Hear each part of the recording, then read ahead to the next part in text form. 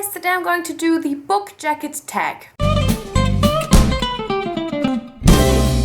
This tag was created by Amy and Laura from Two Paper Girls, and they were also the ones that tagged me, and I'm very excited to do this tag because it has lots to do with the cover and stuff like that. So I'm excited to show you beautiful books. And yeah, let's just get into it. Number 1, a book that you bought purely because of the cover. For this question I had quite a variety of books to choose from, but I decided to go with The Unbecoming of Mara Dyer by Michelle Hodkin because I really don't think I would have picked this book up if it wasn't for the cover. Kind of sounds intriguing, but honestly, if it had a shit cover, I definitely would not have bought it. Number 2 is a favorite book cover series, so I decided to go with something very surprising, which is the Graceling Realm trilogy by Christine Cashore. And I choose this one not only because I think every single one of these covers is very, very beautiful, but also because they fit together very well and they are all in a similar style, but all have their own color, their own symbol and stuff, but you could still easily see that they belong together, and I really, really like that. Number 3, a cover design change that really annoys you. And I am very lucky to say that I could not think of a cover change that I thought was really, really bad for any of the books that I have read or that are on my shelf, but one that annoys me is the change for the new Cassandra Clare book, Lady Midnight. It looks absolutely gorgeous. I really, really love it, and I think it's way prettier from the whole style and stuff than the old covers, but I want my whole Cassandra Clare collection to match, or my whole Shadowhunter collection to match. So it's just making me really sad that it's just not the same as the old ones. I mean, I can just buy the Infernal Devices and the Mortal Instruments in the new covers, but yeah, it's just something that annoys me. I do think that the new design is prettier, but it's still annoying.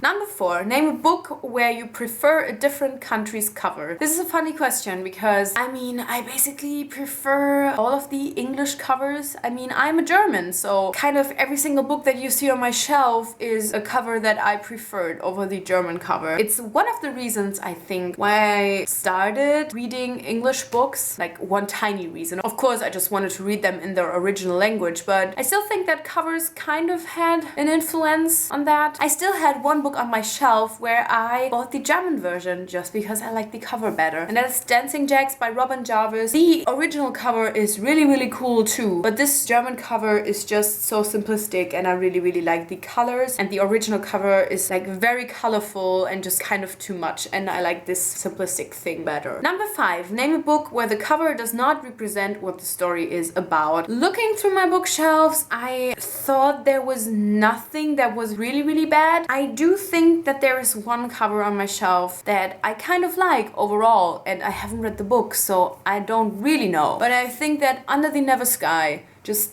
absolutely says nothing about the story, and it's a girl on the cover. I mean, she might look like the protagonist, but it's kind of super boring, and I think they definitely could have made a better job with these covers. I still like them, but they say absolutely nothing about the story. Number 6, a book with an exciting blurb that turned out to be an underwhelming book. For this one I choose The Madman's Daughter by Megan Shepherd. This sounds like a really creepy book, but it was a lot about romance and not creepy at all, to be quite honest. I thought this would really scare me and really make me stay awake at night, and then it was just a really typical YA, and I did not expect that at all when I bought it. So it's not like I hated the book, but I was just underwhelmed. Number 7, a book you picked up because of an interesting or intriguing title. For this one I choose An Ember in the Ashes. If I hear this, I'm always like, ooh, that sounds so cool. I just really, really like the title. And number 8 is show off your top 5 book covers, which, how am I supposed to do that? Top 5 book covers?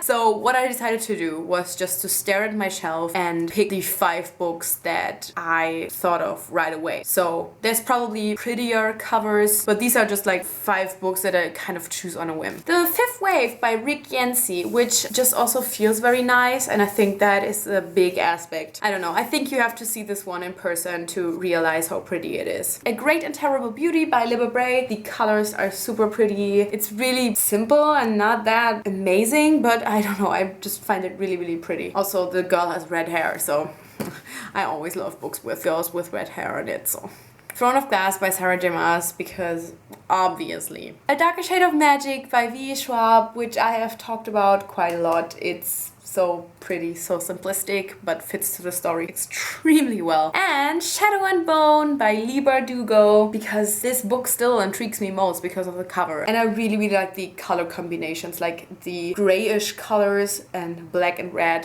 One of my favorite combinations ever.